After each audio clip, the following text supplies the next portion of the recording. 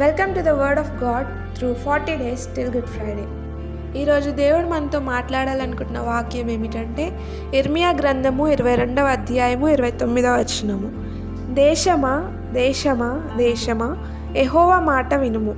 ఆయన అంటున్నాడు, మనల్ని దేశమా అని సంబోధించి మాట్లాడుతున్నాడు. దేశమా అంటే దేశంలో ఎంతోమంది ప్రజలు ఉంటారు కదా.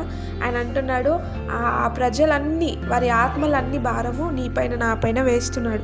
ఏంటంటే ఆయన మాట వినాలని ఆయన క్లియర్గా చెప్తున్నాడు, యెహోవా మాట వినుము అని. మనం అనేక సార్లు ఆయన మాట వినకుండా మనకి ఇష్టం వచ్చినట్లు మన ఆలోచనల వైపు నాదే కరెక్ట్, నేను చెప్పిందే, నేను అనుకున్నదే, నేను ఆలోచించిందే కరెక్ట్ అనేసి అనేక సార్లు ఆయనను త్రోసివేసి వెళ్తుంటాం. కానీ ఆయన అంటున్నాడు, నా మాట వినుము. నేను నిన్నెప్పుడు త్రోసివేయలేదు కదా, నిన్నెప్పుడు నేను తృణీకరించలేదు కదా, మరి నువ్వు నా మాటను ఎందుకు తృణీకరిస్తున్నావు అని క్షణాన మనతో మాట్లాడుతున్నాడు.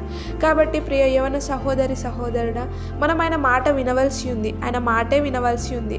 ఈ మనుషుల మాటలు కాదు, మనుషులను ఆశ్రయించే స్థితిలో కాదు, కానీ మనల్ని సృజించిన ఆయన వైపు మనం త్రిప్పుకోవాలి. మన ముఖమును మన హృదయమును ఎవ్వరి వైపు మనం త్రిప్పుకొనకూడదు. ఎవ్వరూ మన సమస్యలు ఎవ్వరూ బాగు చేయలేరు, ఎవ్వరూ పరిష్కరించలేరు. మన బాధ, మనకు సమాధానం అన్నీ ఏది కావాలో అన్నీ ఆయనకు మాత్రమే తెలుసు. మన దుఃఖాన్ని అంతటినీ తీసివేసి సంతోషంగా నాట్యముగా మార్చేవాడు ఆయన మాత్రమే. కాబట్టి ఆయన అంటున్నాడు, దేశమా యెహోవా మాట వినుము, మనుషుల మాట కాదు. మనం ఆయన మాట మాత్రమే వినాలి. ఈ ఉపవాస ప్రార్థనలో మనల్ని మనం సరి చేసుకోవలసింది ఏమిటంటే, ఈ లోక మనుషులను ఆశ్రయించే స్థితిలో కాక కేవలం ఆయన మాట మాత్రమే వినాలని ఆయన కోరుచుంటున్నాడు.